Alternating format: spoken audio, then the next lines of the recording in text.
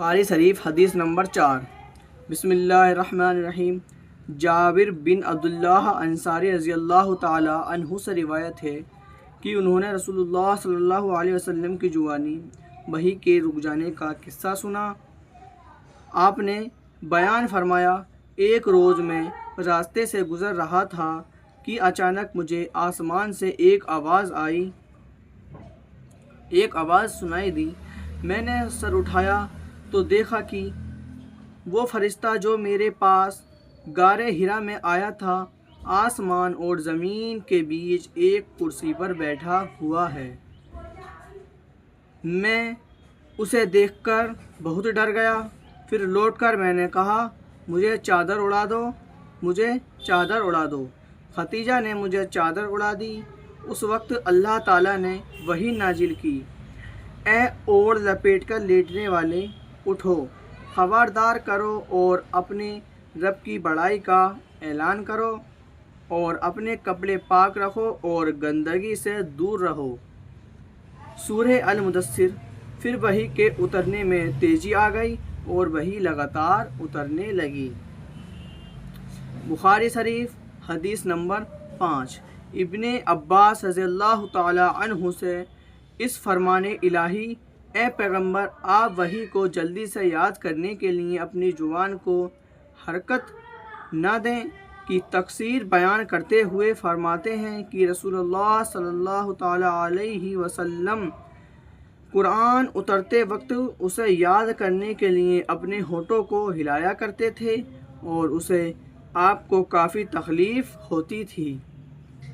ابن عباس رضی اللہ تعالی عنہ نے کہا، میں ہونٹ ہلا کر دکھاتا ہوں جیسے رسول اللہ صلی اللہ علیہ وسلم اپنے ہونٹ ہلاتے تھے۔ اس پر اللہ تعالیٰ نے فرمایا، اے نبی، اس وحی کو جلدی جلدی یاد کرنے کے لیے اپنی زبان کو حرکت نہ دو، اس کو جمع کرنا اور پڑھا دینا ہماری ذمہ داری ہے، یعنی آپ کے سینے میں محفوظ کر دینا اور پڑھا دینا ہم پر ہے۔ پھر اللہ کے اس فرمان، پھر جب ہم پڑھ چکے تو ہمارے پڑھنے کی پیروی کرو، کی تفسیر کرتے ہوئے فرمایا، خاموشی سے کان لگا کر سنتا رہا۔ پھر اللہ کا فرمان، اس کا بیان کرنا بھی ہمارا کام ہے، کی تفسیر کرتے ہوئے فرمایا کہ اس کا مطلب سمجھا دینا بھی ہمارا ذمہ داری ہے۔ ان آیات کے اترنے کے بعد جب جبرائیل علیہ السلام رسول اللہ صلی اللہ علیہ وسلم کے پاس آ کر قرآن سناتے تو آپ کان لگا کر سنتے رہتے، جب وہ چلے جاتے تو رسول اللہ صلی اللہ علیہ وسلم اسی طرح پڑھتے جس طرح جبرائیل علیہ السلام نے پڑھا تھا۔ فائدے: اس حدیث میں قرآن شریف کے بارے میں 3 مراحل درجوں کا بیان کیا گیا ہے۔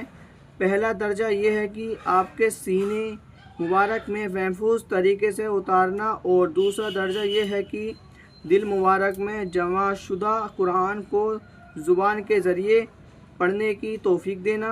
پھر آخری درجہ قرآن کی غیر واضح یعنی مشکل مقامات کی تشریح اور توجیہ ہے جو صحیح حدیثوں کی شکل میں موجود ہے۔ ان تمام درجوں کی ذمہ داری خود اللہ تعالیٰ نے اٹھائی ہے۔ بخاری شریف حدیث نمبر 6۔ ابن عباس رضی اللہ تعالی عنہ سے روایت ہے کہ رسول اللہ صلی اللہ علیہ وسلم سب لوگوں سے زیادہ سخی تھے، خاص کر رمضان میں جب جبرائیل علیہ السلام سے آپ کی ملاقات ہوتی تو بہت خرچ کرتے، اور جبرائیل علیہ السلام رمضان المبارک میں ہر رات آپ سے ملاقات کرتے اور قرآن مجید کا دور فرماتے۔ الغرض رسول اللہ صلی اللہ علیہ وسلم صدقہ کرنے میں آندھی سے بھی زیادہ تیز رفتار ہوتے۔ فائدے: اس حدیث کا اس باب سے لغو مناسبت یہ ہے کہ جتنا حصہ قرآن کا اتر چکا تھا اتنے حصے کا حضرت جبرائیل علیہ السلام ہر رمضان میں آپ سے دور کرتے۔ آخری سال آپ نے 2 مرتبہ دور فرمائی تاکہ پورے طور پر قرآن یاد ہو جائے۔ السلام علیکم ورحمۃ اللہ تعالیٰ وبرکاتہ۔ ملتے ہیں پھر نیکسٹ ویڈیو میں، اور سلام کا جواب ضرور دینا، اور حدیث کو زیادہ سے زیادہ شیئر کرو تاکہ اور لوگوں کو پتہ چل سکے کہ بخاری شریف میں کون کون سی حدیثیں ہیں اور حدیثوں میں کیا کیا لکھا ہوا ہے، ہمارے نبی نے کیا فرمایا ہے، اور زیادہ سے زیادہ شیئر کریں ویڈیو کو۔ السلام علیکم ورحمۃ اللہ تعالیٰ وبرکاتہ۔